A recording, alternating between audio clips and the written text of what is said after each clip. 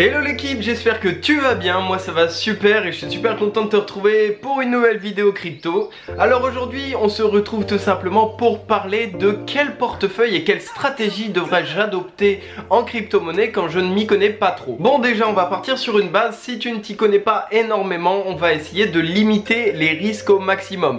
Pour limiter les risques, il y a beaucoup de stratégies à adopter. D'ailleurs j'en parle de quelques-unes dans mes anciennes vidéos, si tu veux justement t'informer, n'hésite pas. Et la dernière est bien évidemment la meilleure, c'est pour ça que je te la laisse à la fin. Pour commencer, ce qu'il est intéressant à faire, c'est d'investir sur des crypto-monnaies qui ont de la visibilité, qui sont connues pour justement limiter les risques et avoir justement des positions qui te rassurent entre guillemets dans ton investissement. Si je te parle pas de placer 75% de ton investissement en Bitcoin, mais plutôt 25% en Bitcoin, 25% en Ethereum, 25% en Chainlink et 25% avec lesquels tu pourras t'amuser et essayer d'investir sur des projets qui te tiennent à cœur ou sur lesquels tu as pu t'informer sur internet. Pourquoi je te dis de faire ça? C'est tout simplement pour pouvoir faire en sorte que tu dormes sur tes deux oreilles la nuit, que tu saches quand même que tu es à 75% de tes investissements sur des grosses crypto-monnaies et que cela te permettra de stabiliser et de ne pas partir en steak au bout de quelques jours avec du moins 30% qui pourrait t'arriver dans la face alors que tu ne l'avais pas deviné entre guillemets. Ici, moins 30% même en une semaine pour le Bitcoin ou pour l'Ethereum, c'est extrêmement rare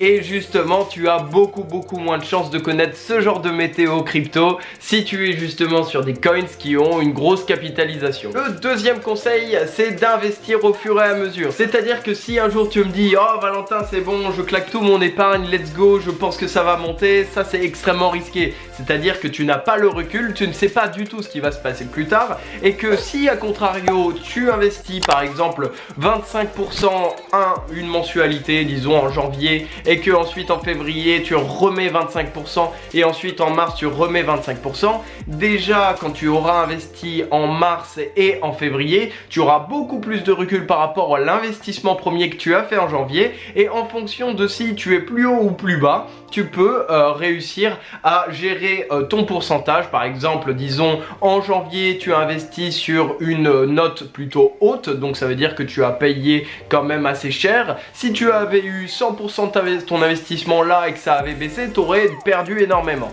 Ici tu ne perds pas énormément si tu investis 25% et que ça baisse, et donc du coup tu pourras remettre plus, à la limite tu pourras mettre cette fois-ci 30 à 35%. Tout simplement parce que tu as vu que ça a baissé avant et que si tu investis aujourd'hui, ça sera beaucoup plus intéressant entre guillemets d'avoir investi aujourd'hui qu'il y a un mois. Donc là, cette fois-ci, tu aurais été gagnant même si d'un côté, tu es perdant parce que bon, bah tu as par rapport à ton call de janvier, tu as perdu de l'argent. Donc toujours essayer d'investir sur des mensualités ou de façon hebdomadaire histoire de prendre du recul et de réussir à faire les bonnes stratégies pour la suite. Troisième tips que j'ai à te conseiller et qui est le plus important de tous, c'est plus tu investis dans le long terme, moins c'est risqué. Dans le marché de la crypto-monnaie, c'est carrément ça, surtout en ce moment. Plus tu investis sur du court terme, plus cette fois-ci ça va être risqué. C'est-à-dire que par exemple, sur une mensualité, ça peut faire facilement plus à moins 50% si c'est en plus des actifs risqués. Donc du coup, c'est pas forcément ce qu'on va chercher ici.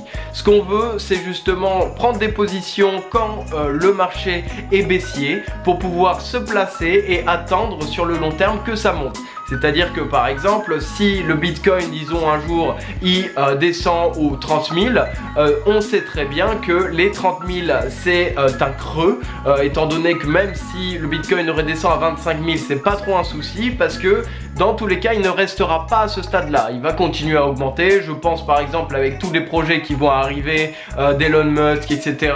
et tous les pays qui vont accepter au fur et à mesure, les entreprises qui vont accepter au fur et à mesure les cryptos. Si tu te places justement sur le Bitcoin à un moment donné, tu sais très bien que dans 1 an, 2 ans, 3 ans, 5 ans, tu seras en bénéfice. Tout simplement parce que la crypto-monnaie continue toujours de se démocratiser et les projets sont de plus en plus nombreux. Donc pour le petit récap, essaye d'avoir des monnaies fortes dans ton portefeuille pour diversifier tes actifs. Essaye d'investir sur plusieurs périodes pour prendre du recul et investis sur du moyen voire long terme pour toujours limiter les risques et être sûr d'être d'être gagnante dans tes trades. Si cette vidéo t'aura plu, n'hésite pas à mettre un gros like, ça me fera extrêmement plaisir. Merci en tout cas à toute l'équipe qui est toujours au rendez-vous pour les pouces bleus. Tu peux aussi bien entendu rejoindre la communauté pour toujours plus de vidéos crypto tous les dimanches à 9 h du matin. Et moi je te dis porte-toi bien, c'était Valentin pour vous servir.